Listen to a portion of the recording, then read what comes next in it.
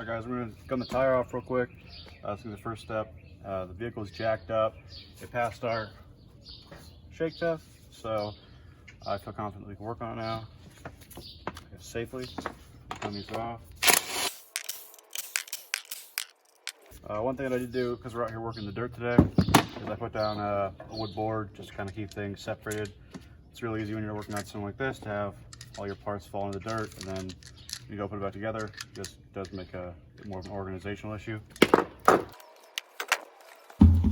If you just want to pull this locking hub off, you're doing work on just this, you don't care about removing anything else, you don't actually need to take the tire off. This can be removed just by pulling out these little Allen keys. You have the stock automatic ones, or if you put in different locking hubs or aftermarket kits, you might not have these exact type of fasteners. Some of them just use 3 fasteners. Doesn't matter, either way you're going to take them out. It's a 7/64, so I used to pull these. It's just under 1/8 of an inch. An 1/8 of an inch will not do it, couldn't get them in there. But we backed those out. They had a little bit of some muddy, rust colored gunk on there. Not too much of a concern. Now pulling this straight off isn't always possible, just because there is an O-ring on there and it does have a pretty good seal. So if you want, you can lightly tap it, kind of loosen it up. That might just be able to break that seal enough that you can pull it straight off. If you can get a pick in there or something, some sort of a small light screwdriver, you might be able to pry it off. So obviously you can see that would work. Another option you have is if you have a oil can filter wrench, you can sort of pop it, and those are a couple different ways to get it off.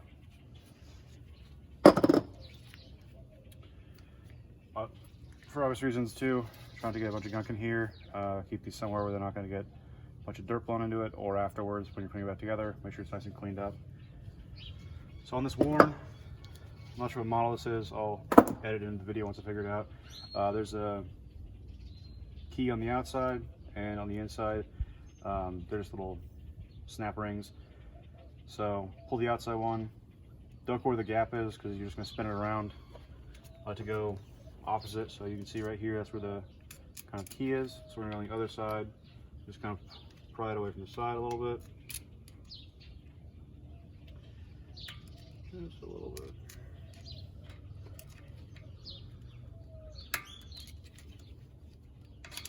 It'll cooperate.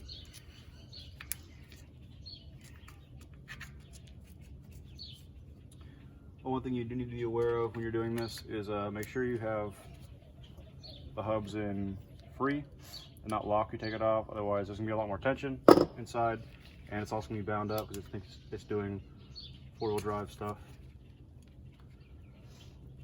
When you have snap rings like this, they can jump out at you, so you should always wear safety glasses when you're doing stuff like this. There's your first snap ring. Second one is a little more traditional, what you think of when you think of a snap ring. We're just gonna line up these holes a little bit. That pops off. Yeah.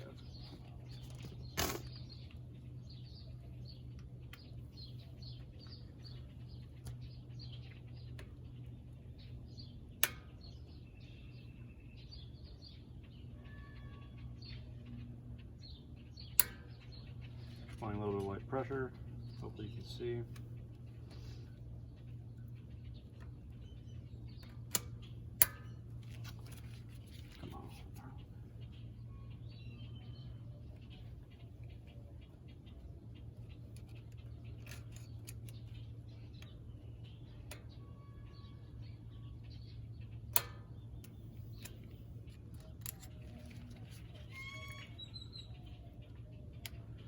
One thing too with this job is if it's messing with you or turns around or spins, like these parts right here that we're taking off, they spin, but also your whole hub spins. So if you have them, it's a weird angle or something, you can probably get it to move however you need to. There it is. All right. That's why you want to wear safety glasses, because it can pop out and hit you in the face. So inspecting these, the grease doesn't look very contaminated on there. Maybe a little bit more brown than the kind of the gray color we were looking for, but that's snap ring really is held in place by the top of it, more so than the other parts. That's what we were fighting. Pulling the hub is pretty simple. We're gonna try some screwdrivers. You might get with your fingers. Sometimes they're a little tighter than others. You can see it's loose, but it fight a little bit. So just a little bit of pressure. It'll come off. This piece right here is, to the best of my knowledge, not keyed at all, not indexed. You can see for this worn one, there are 2 dots on one of them, which you would think go to a specific part. Backside looks pretty clean. This is not actually covered in like grease as much as I would have thought when I first opened one of these up. So I usually put stuff back together the way I find it. I'll look up the worn, I guess, manual or rebuild instructions for this. That's how it comes out. So next on the inside, there is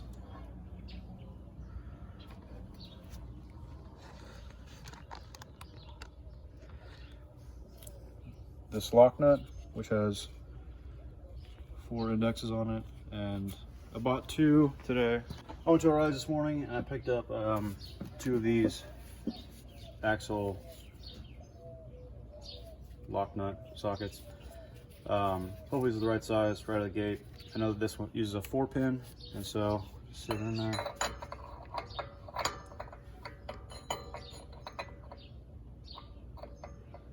Doesn't quite seem wants to do it.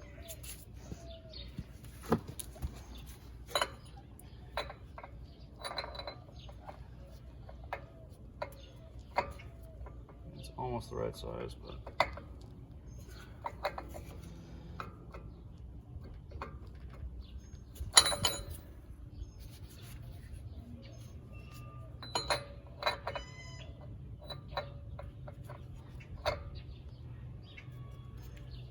looks like it needs to be a little bigger than 2 3/8, like a 2 1/2.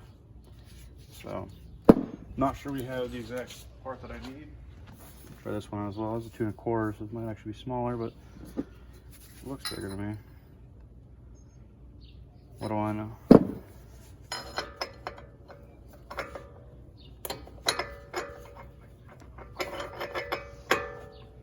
No, that one fits. All right, so this is its 2 1/4 lock nut socket. It's a 1/2-inch drive. It's not for impact use, which is confusing because it looks like an impact one, but you also don't really need to torque on these too much.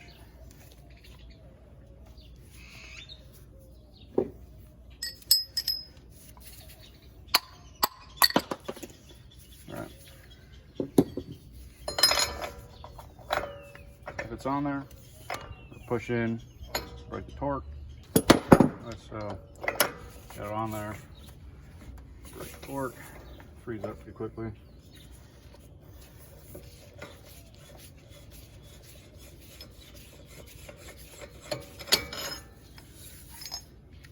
There's your lock nut. I don't believe it matters which side it goes on, but we're gonna try to put the same side back on. Obviously it's the greasier side.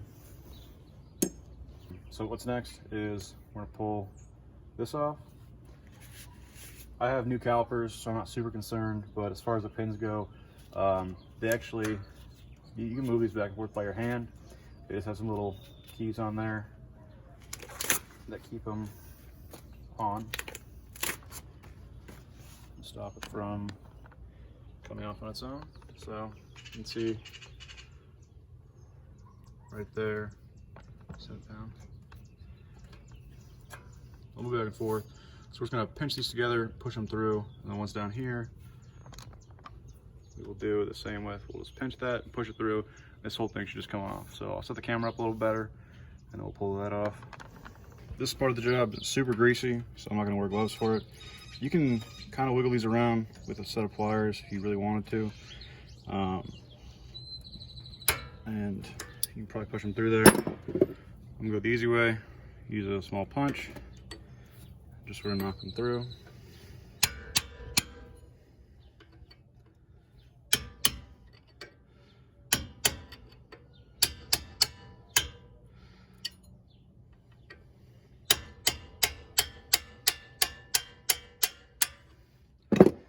I believe these are called slide pins. They are not my favorite thing in the world. I guess there's nothing really wrong with them, but they just kind of feel hokey. So that's how they look. Do the bottom one.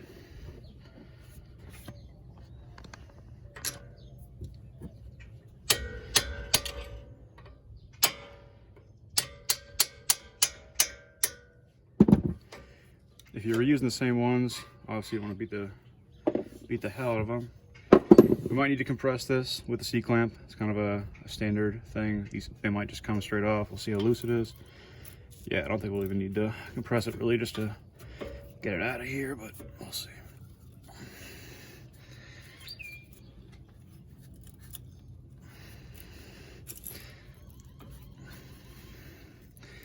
This year the Bronco uses only I believe a single piston. They make dual piston ones.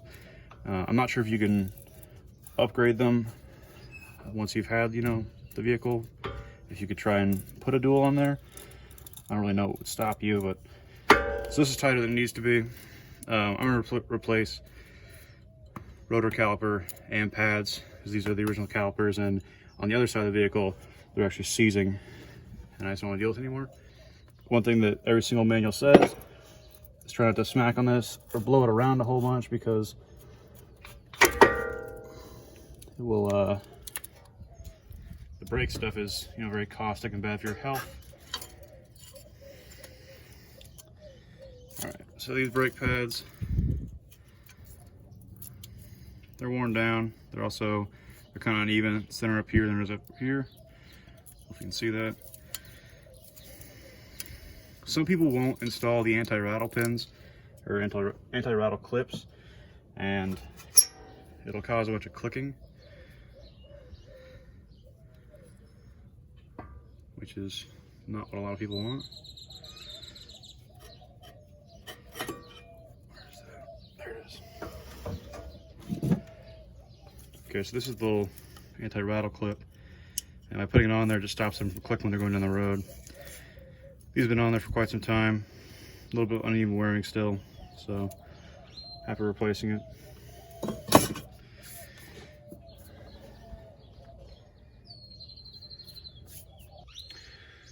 All right, coming back down to the hub, I'm gonna try and fish that out. It's loose, just needs to kind of cooperate. Honestly, it's a little bit of a playing game.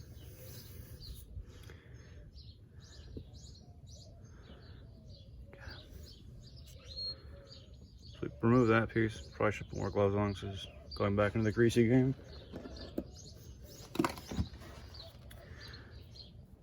And then looks like once again we have a nut.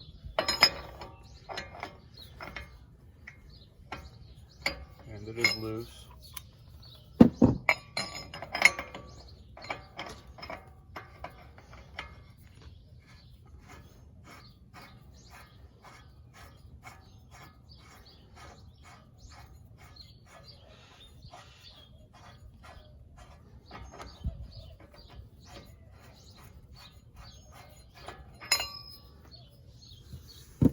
Not quite all the way off.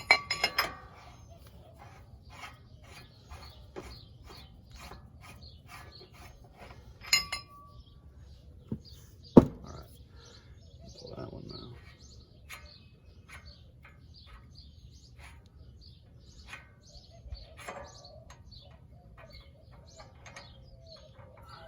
Nice lock nut.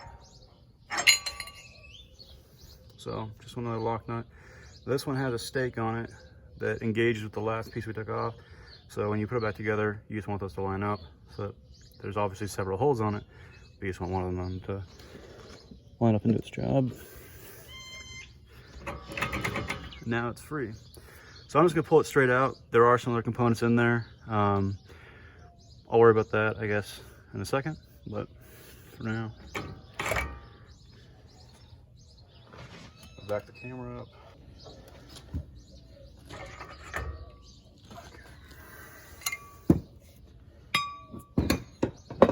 So what's still on the inside is your outer bearing. Should have worn gloves. This looks pretty good. As far as still quite a bit of grease packed into it. I was expecting this to be a lot drier. All right, so this is the hub. It is obviously off, and this is the disc brake. We're doing this. We're gonna knock these studs out, and this is probably a 4-pound hammer, and it's nice to do with one blow because we're trying not to mar up the top of these too much. Now potentially you could use a punch. These do look like they've been punched out before, or it could just be part of the manufacturing process. But we're just gonna give it one swift blow downward to see if we can't knock these straight out to separate this hub assembly from the disc. Yeah, so that's what we're going with. With my heat protection on, and here we go.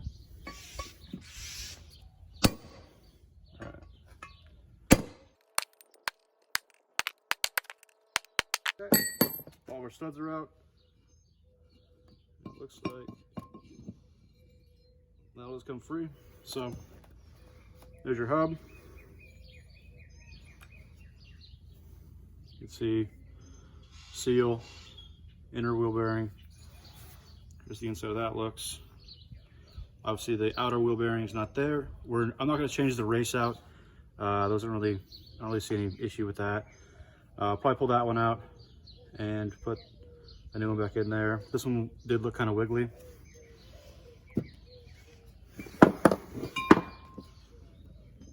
There's the old disc. This honestly could look worse. I'm gonna double check, see what the what that distance is. I'll probably save these, but who knows.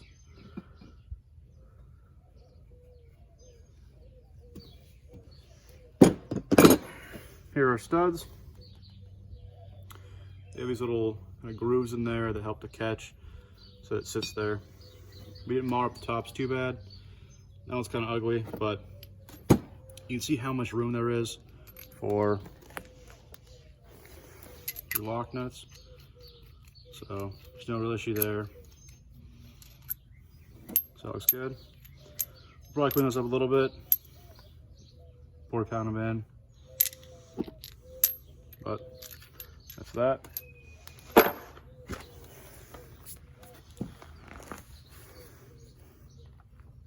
I'm gonna put some gloves on, get a rag, clean out some of the older grease, because we're gonna try and pack new grease into the bearings. Go put it in and go from there. We're using National bearings. These come with races and your seal kits. Using some Master Pro high temp disc brake wheel bearing grease. We're just gonna pack it into the new bearings. So I'm gonna wear gloves because as much as I love cancer and I have been breathing it with the brake dust, it's just a lot easier to put the gloves on.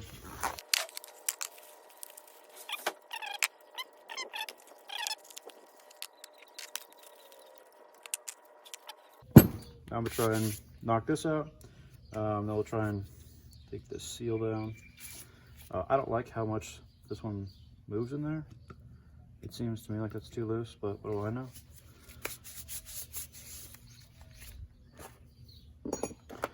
Here's what our seals look like. So that is that piece right there. So if it's basically just like that, we will knock that out after we get the bearing out. All right, so we knocked the old bearing out, the old seal out, and then the old race out. I'm gonna wipe it clean, then I'll come back to you guys. all I'm gonna do is wipe it. I'll probably spray the outside when we're all done to get most of this grease off, if that's all wiped down too.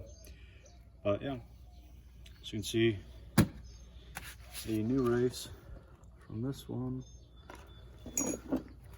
Seat back in there. This will go on the inside, and then our seal go over that. So it's pretty simple. Yeah, I'll just clean it out and get back to it. These are my little cheapo Harbor Freight rags. I like them because I don't have a service that comes and cleans them out. So it doesn't make sense for me to try and save them. So I usually just toss them. It's not environmentally the best effort, but that's what I got. Now the grease is in there. Some of it looks dirty.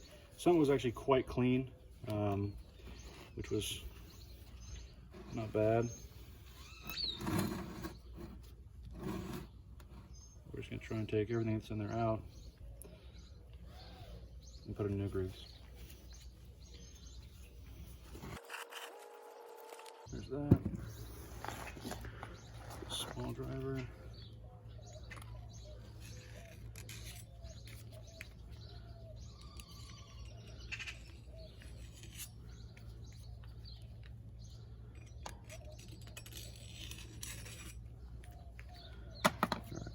Here comes everyone's favorite activity.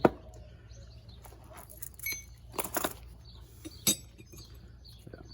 So that's gonna get pressed down into there. Then our seal goes on there. That's weird. I put the smaller one on the inside. I'm wrong. We're gonna pack this now. Just old grease off my hand. There's no point packing old grease into it once we've done the other part. This is a pretty simple task. It's very messy. I recommend, again, wearing gloves. That's probably one.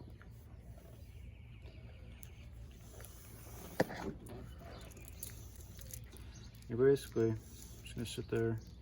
I'm gonna get the whole thing kind of coated first, but basically you just want to kind of sit there and apply pressure. You can kind of see, here's when we do that, we're pushing it up higher into the top. So we're gonna do that until it's kind of all the way through. So like that part right there, that's probably just about enough. You take this big excess, and if you got it over the top, then it becomes hard to see how well you're really packing it.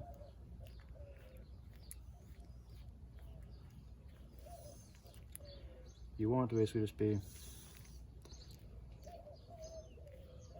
coming up through that.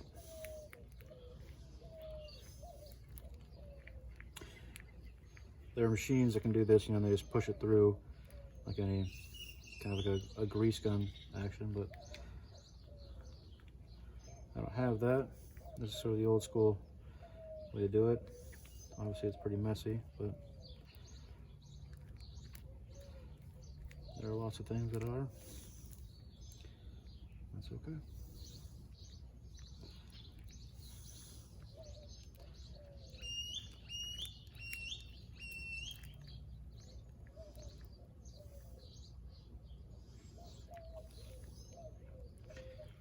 This is just always going to be a messy process. You can see the spots, so even though the top looks like it's all filled up, it's really easy to tell.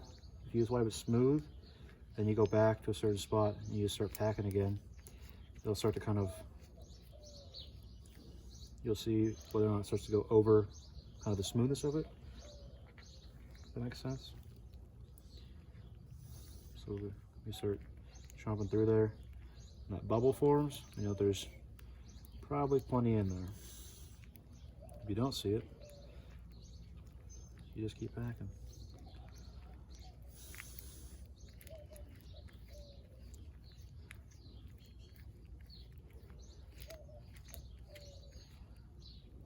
That's looking pretty good. Keep going.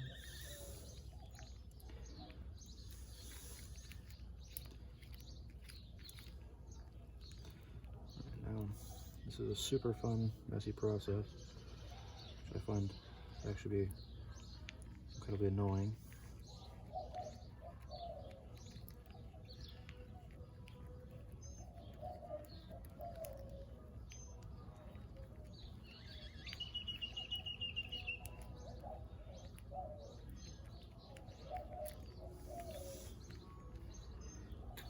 I guess you could potentially over grease this and have too much in there, but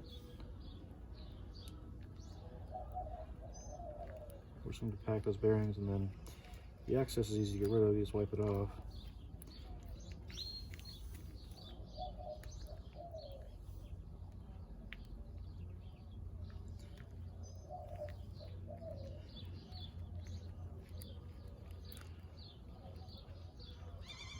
We'll try and get that last part right there. Call it good.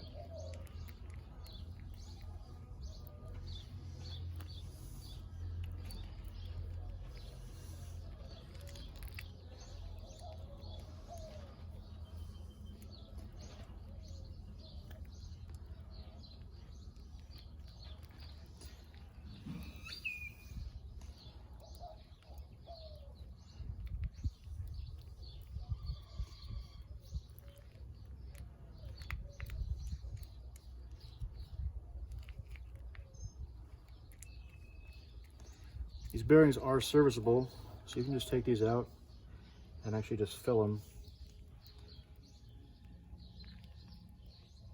every now and then to service it, rather than doing the opposite.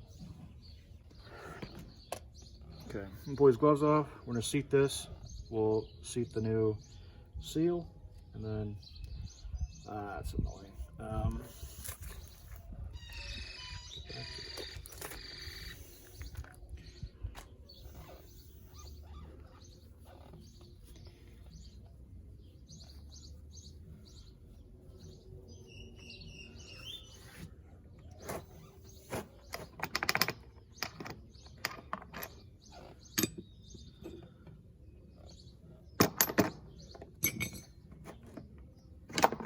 Fighting so much. This is a 2.995. I think the seat's in there pretty well. So here's the new race that's going in. I believe this is the 37. Here's the piece we're using to put it in. You can see how the shoulders meet up well. It's not sitting on the inside where the mating surface is for the bearing. You don't need to have too much grease on there. It should seat relatively well on its own. I'm just going to apply some light pressure.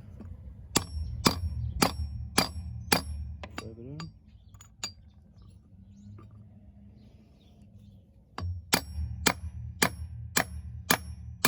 Underneath here we're using a piece of wood because that surface we don't really need to have a lot of marring. And you want to check it periodically to make sure, since we're not using a press or anything, that it is going on evenly. I guess I'll put this on here. Okay, so you should be able to tone the bottoms out, but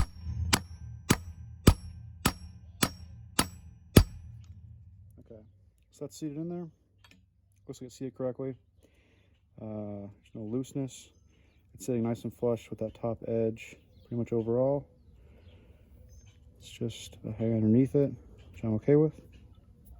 So next we have our packed bearing, which will set in there, and we're going to get a little bit bigger piece to do the seal. So let me grab the bearing. Here's the bearing we've already packed. I'll put it in there. And that's just going to hang out right there and do bearing stuff. Looks like it's seated well. Now this doesn't hurt. It's going to get grease all over, but if you want to take a little bit of this, just touch up the outside.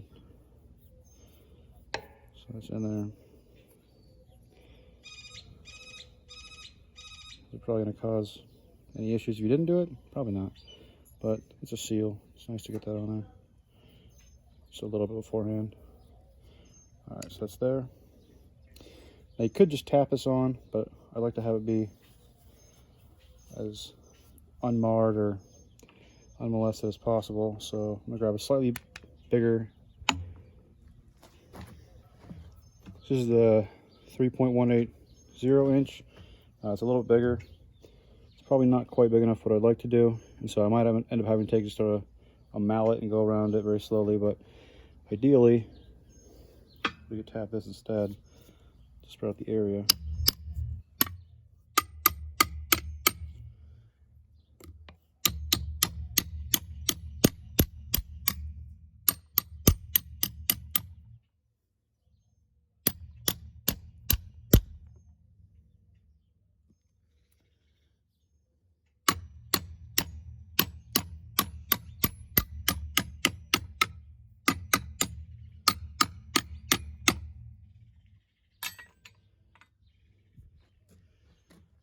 Looks nice and flush, almost everywhere.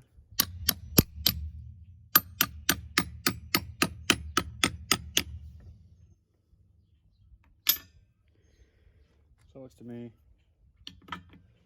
it's pretty good.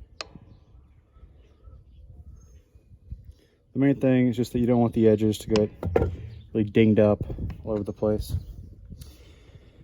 So what we can do next is we'll pack the other bearing and just have it ready. I'm not going to swap that race out. It looks fine. I'll probably try and pull some of this grease out of there just for the sake of it. Then we'll clean up this surface.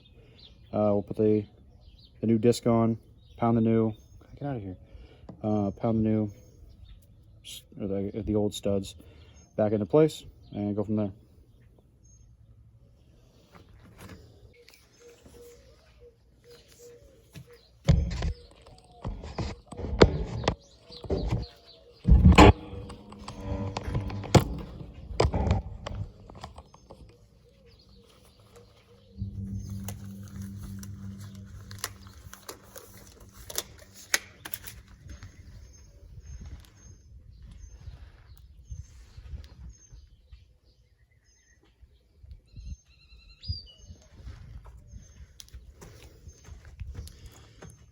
Let's pack the other bearing. It is 100 degrees out, so the grease is a little bit runny, which doesn't hurt, but you want to make sure you pack it in not too loose. So I'm just going to keep eating it from the bottom, just very slowly. Probably went a little faster last time than was necessary. And it just kind of sits there and eats it up. So you start coming out the top. We just want to fill in that gap.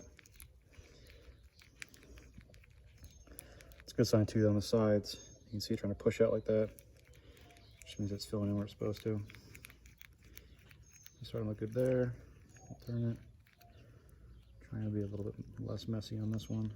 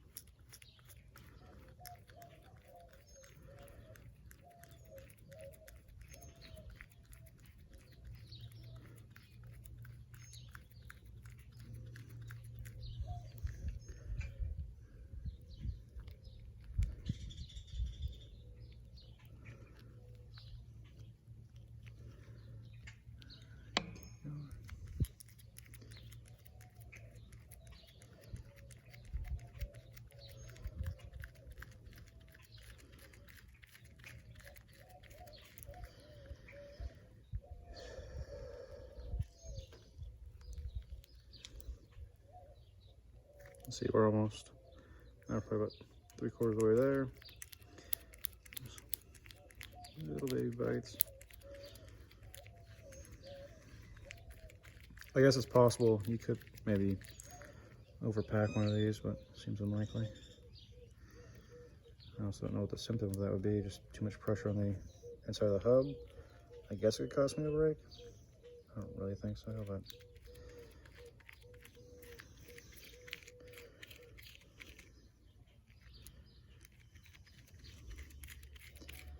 alright, so that looks pretty good.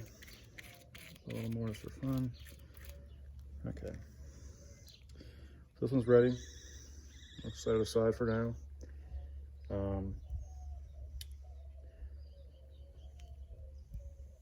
This one, what it should look like.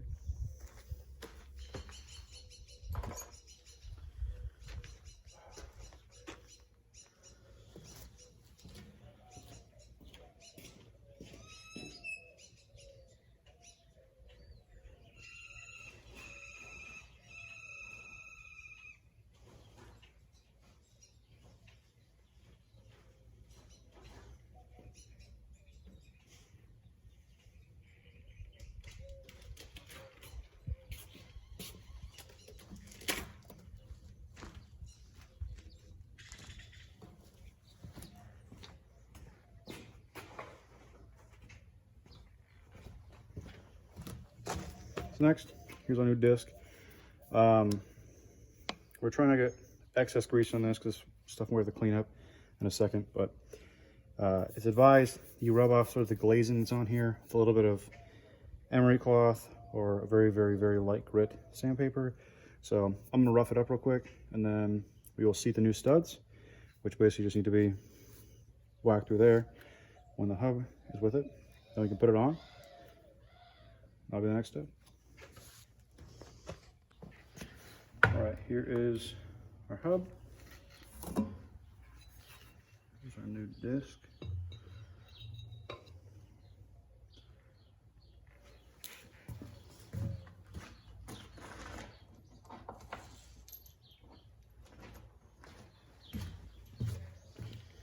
Ideal world, we would be able to use a press for these, but no press.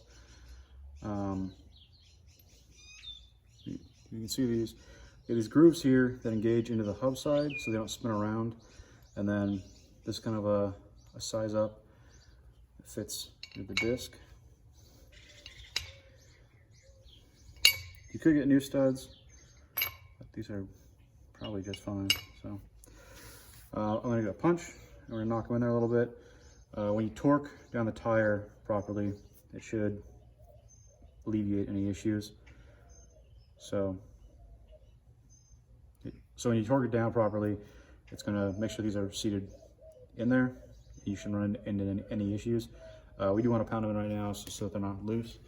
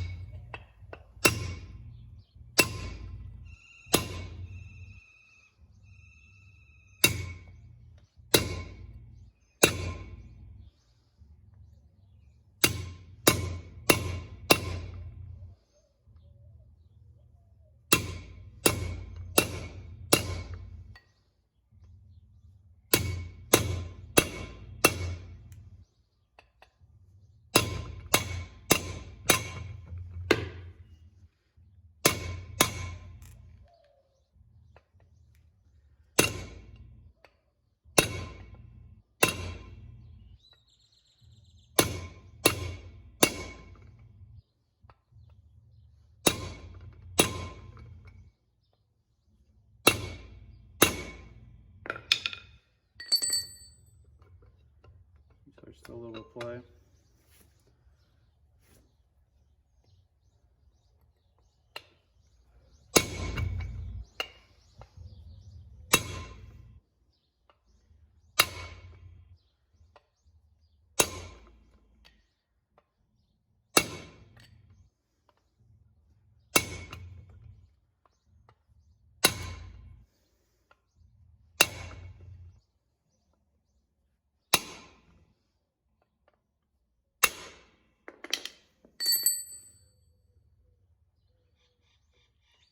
probably less than a 16th or a 32nd. Could you get a bigger hammer? This might not be the best transfer energy because it does. I'm trying not to have it roll as well as knock it in. So.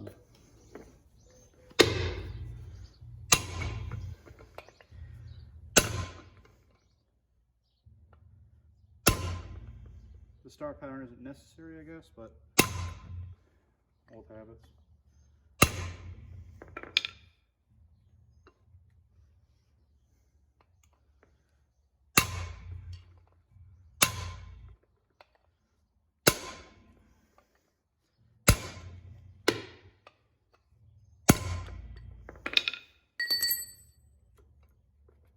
Just a little movement. I'm happy with it because I know that when we seat the tire on there and gun it down, it's gonna suck it all in. So for now, it's gonna be just fine. You can see on here, there's kind of a light film of grease that they have when they ship it. You wanna take that off when you put it on there because otherwise it's just one more grease additive that is going to hinder your actual braking abilities. Hopefully you're able to see all that, yeah. Okay, so now we're gonna fit it up onto the truck.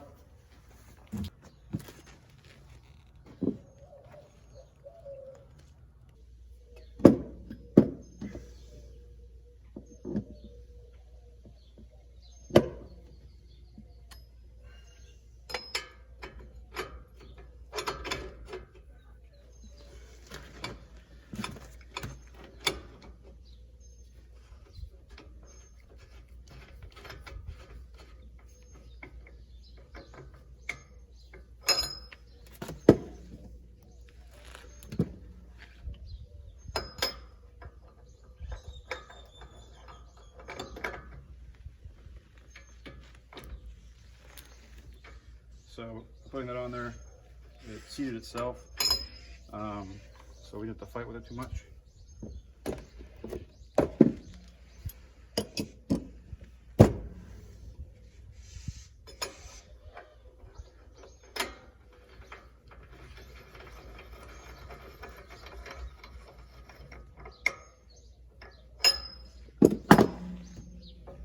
That's nice.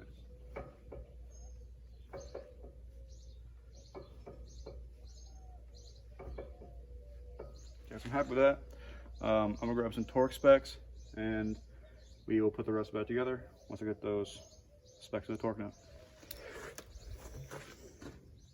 Back to 45 degrees.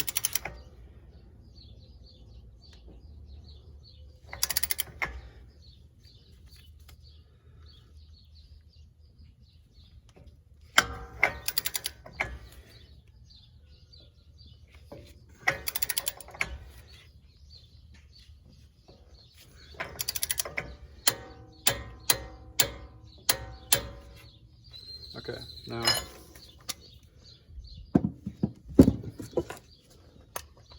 45 degrees is a pretty easy one to figure out. Set it on there.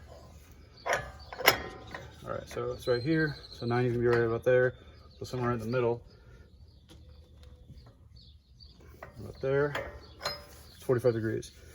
The next one is 150 foot-pounds. So we'll preset it now. We'll crank it down.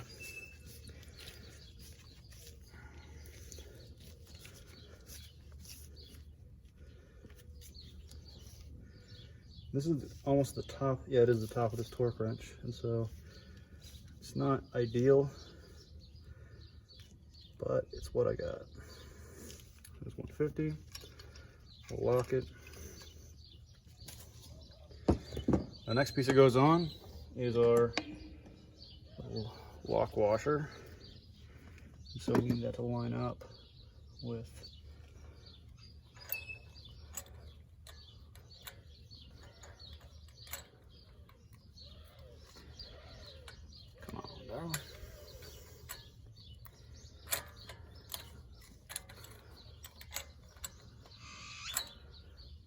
Now this has a tooth on it, so we need it to line up with the top, but it's fighting. Maybe because I'm dumb. Okay. Almost there. All right.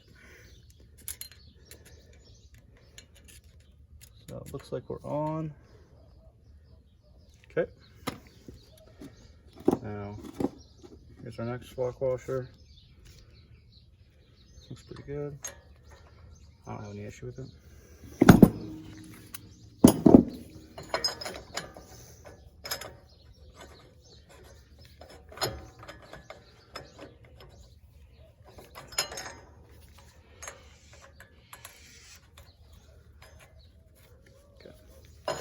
So this one, we'll tighten it down by hand as far as we can get it, and then we'll torque it to 150. And this one doesn't get backed off at all. It just stays right there.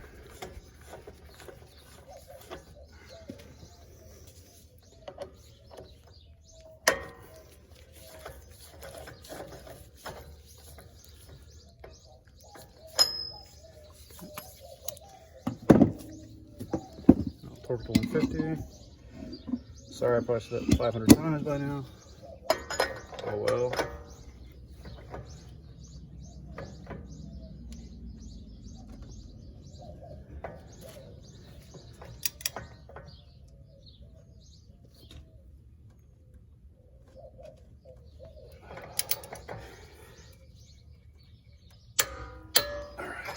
It's 150. Now verify that this turns. Yeah. Now, get the gloves off. Well, try to find a clean rag.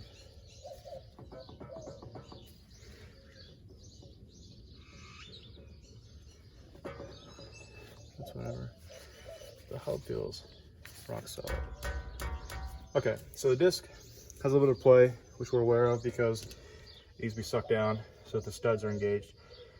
We're gonna clean this off a whole bunch after put the rest of this in here. So we're gonna finish up the hub. Now it's pretty easy.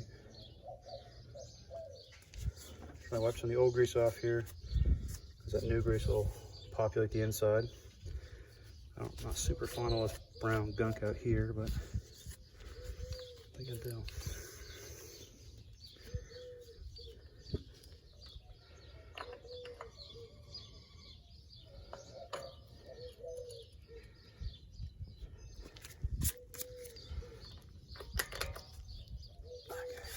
In there nice. Now one thing I probably should have done is that can actually come out a little bit, so let's see if I can get from the back. Yeah, I'll push it out a little bit because we want that snap ring to fit on there. And so now we can put the snap ring on. It likes to fight me for some reason. Snap ring goes on a lot easier because it's just a fit over that. Okay, so that's on there.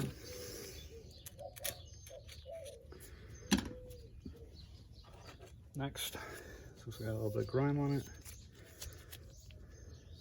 All right, that's fine.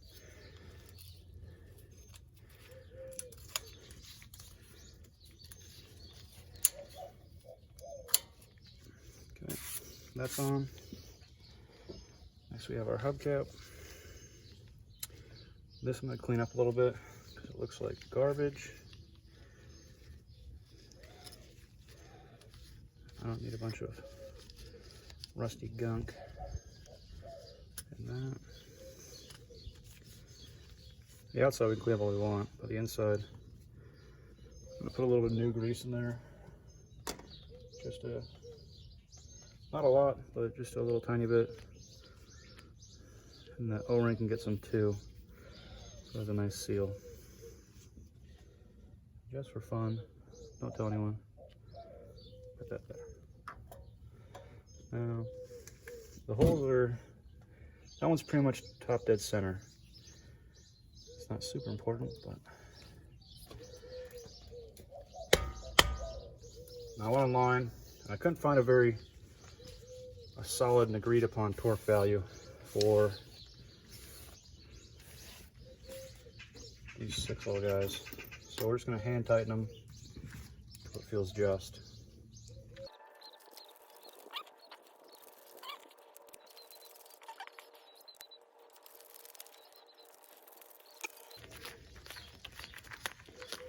We're running kind of a star pattern just to do it.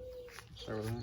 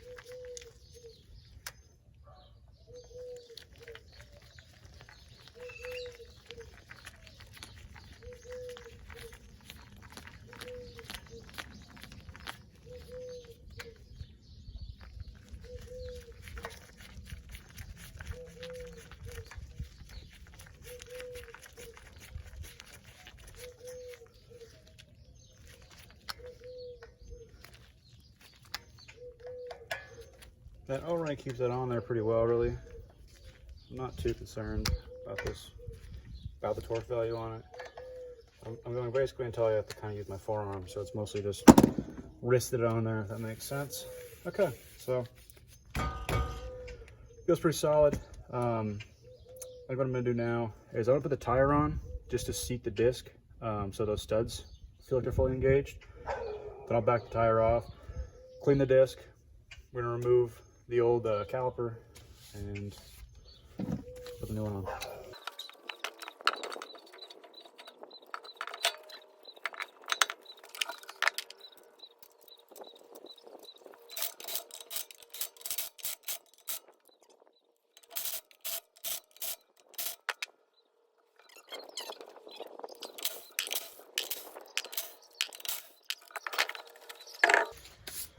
Okay, now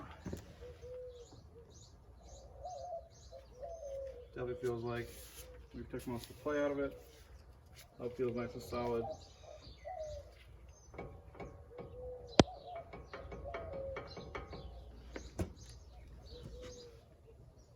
The Hero House hitting.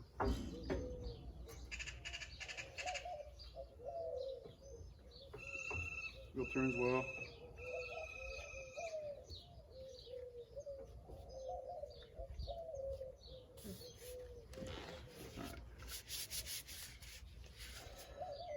I'm not going to clean it just yet because this is probably going to get a big mess. So, stuff it away. So here's the new right side caliper. I bought some paint. I was thinking about painting them, but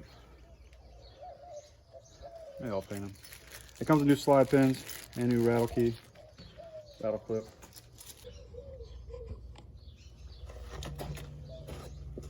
So with the manual locking hubs, to see if you kind of put it together correctly, easy way to test it is because it's manual. You're out here, right now it's in free. You can see it's just the disc and the hub that are engaging. But we'll flip it over to locked. That's where we're at. Spin it, you hear it click. Now you can see the spindle and everything.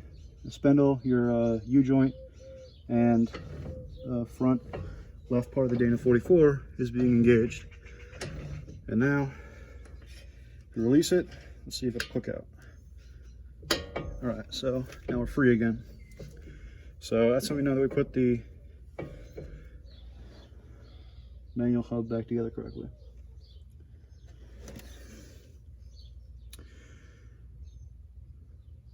It's gonna be a different day when I put the new brake caliper back on. I am gonna paint them, so I'm gonna tape them off right now.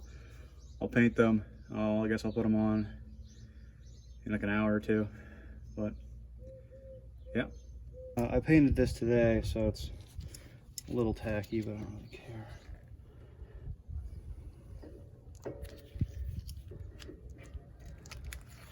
Just gonna have to deal with it.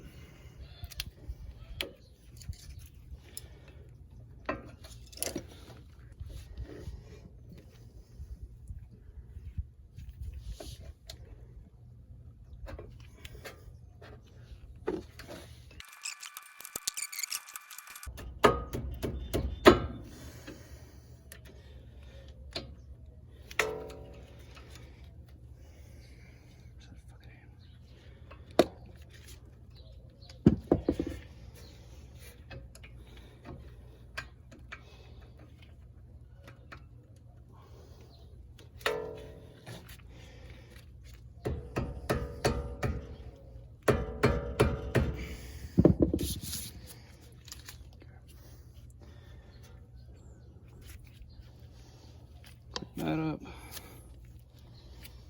for now.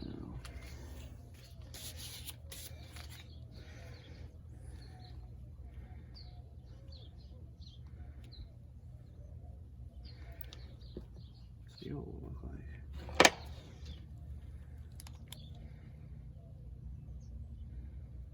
There's a copper piece on that.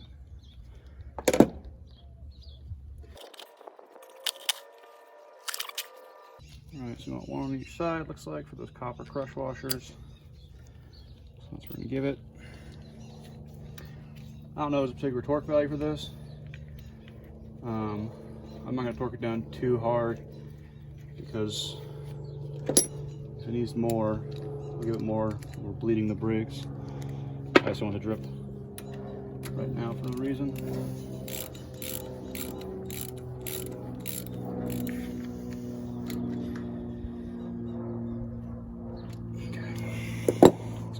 For now. Oh, see, it was fine. This will go anywhere. So now we have our core removed. So I'm gonna bring that back to the parts store, get that core deposit back, which is nice. I do that. I'll get the brakes done. All right, hopefully you can see what's going on. It's super hot out here, and I did kind of a info version of like the slow way how to do this. On the other side, tool-wise, what I have out here right now is the same stuff I have on the other side. So here's our high temp disc brake wheel bearing grease. We have our small A35 and larger A37. These are national bearings. They're the wheel bearings for the back side, the front side. They have not been greased yet, so we got to pack grease into those. Give her seals. These come with the races too. So we'll have to pack that in a second, but I'm just gonna do this in real time. So I'm gonna start, and hopefully I'll be able to do audio overlay in a little bit, but goes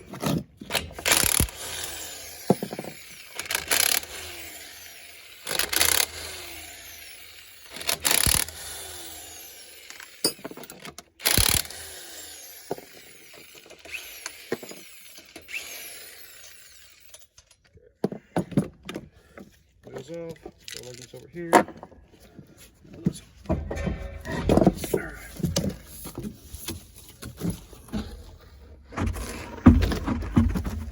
our tire. Brake.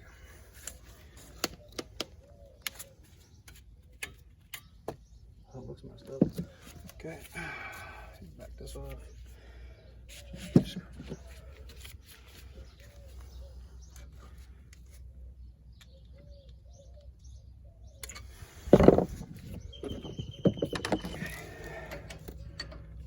Out.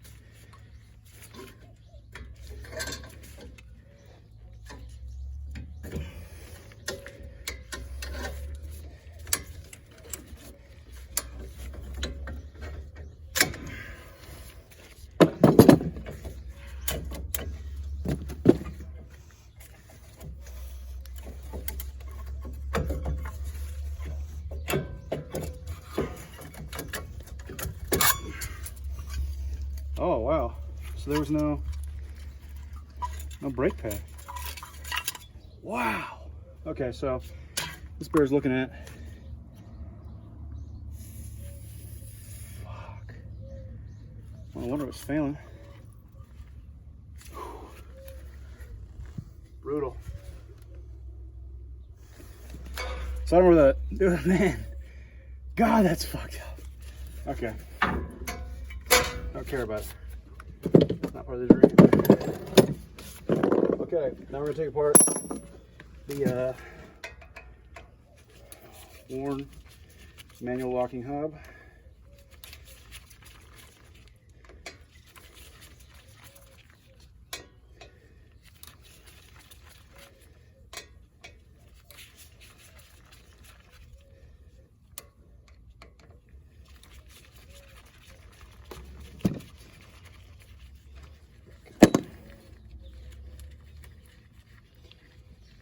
About 105 degrees out.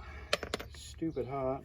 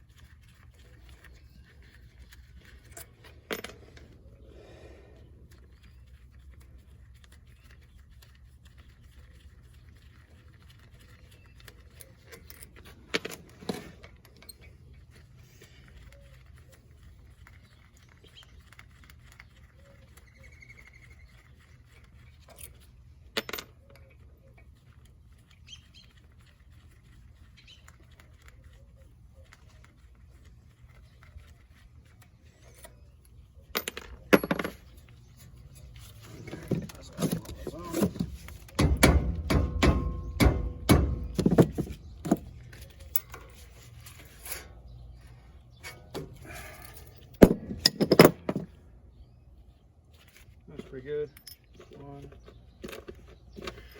These fucking gloves, man.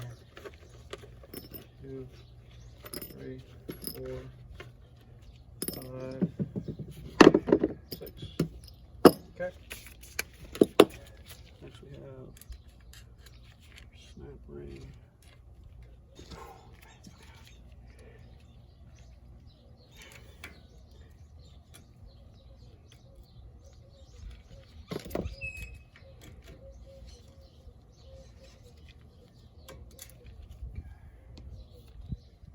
Pretty good shape.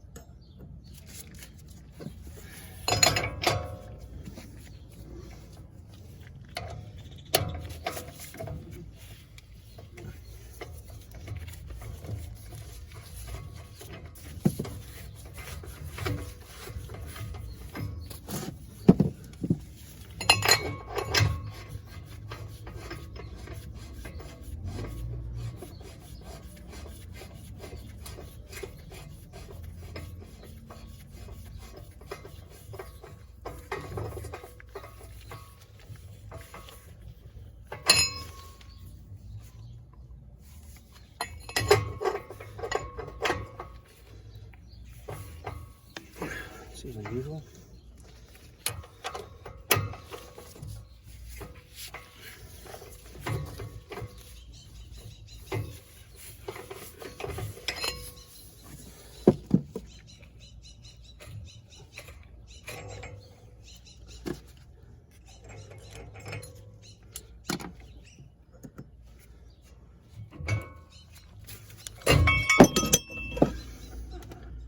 Oh, there's that fucking diff.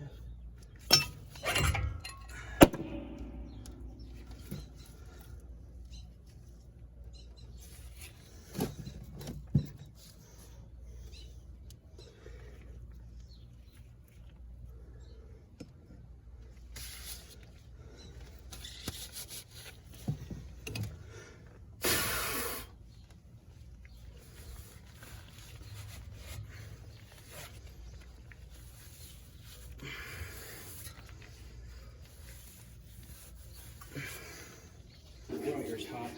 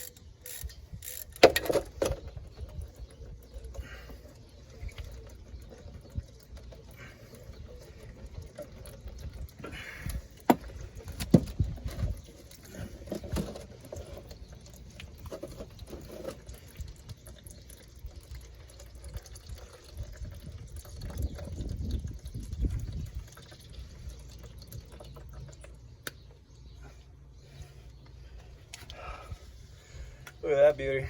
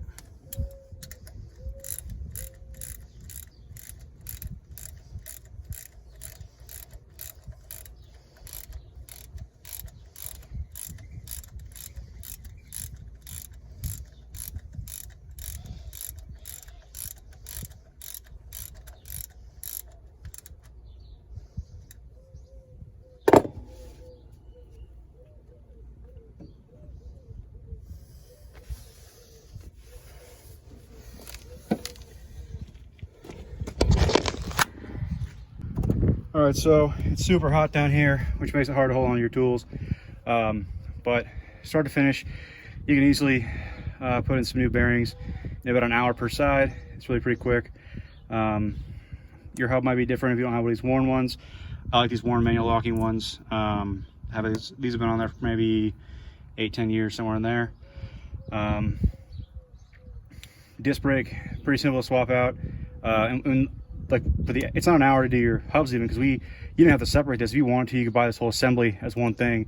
I had to stop here because I need pads, but I don't know if you guys saw the other one that came off here, which is the main concern over on this side of the truck.